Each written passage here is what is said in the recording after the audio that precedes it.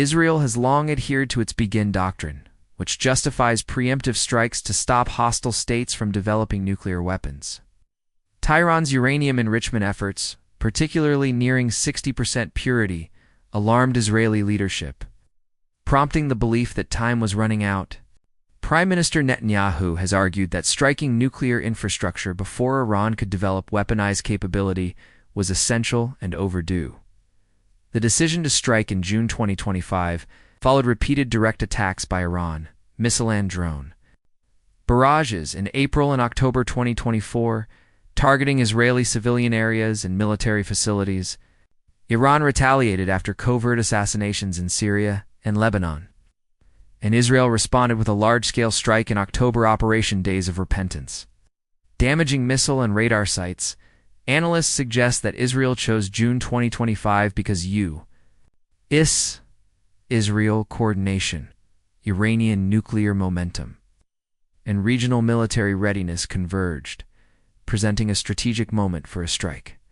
The raid targeted about 100 sites, nuclear-related facilities, advanced missile factories, and senior IRGC operatives in a robust display of military precision. Israel publicly framed the June offensive as a necessary countermeasure. Iranian forces had been attacking Israel and its proxies since October 2023, posing existential threats. Israeli military leaders emphasized that this was a fulfillment of Israel's responsibility to respond, especially as Iran's air defenses were hit first, to reduce counterstrike ability. Trump lauded the Israeli attacks, calling them excellent, and vowed a lot more could follow if Iran didn't capitulate. At a separate event, Trump stated the nuclear sites were the only targets that mattered.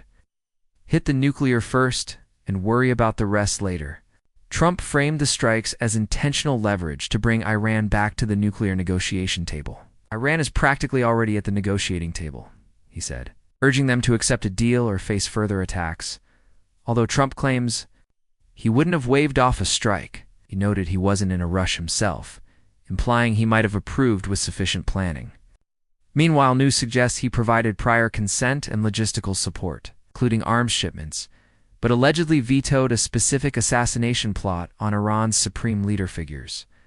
Like former diplomat Thomas, a countryman labeled Trump's approach a dangerous transactional tactic, using war to force diplomacy.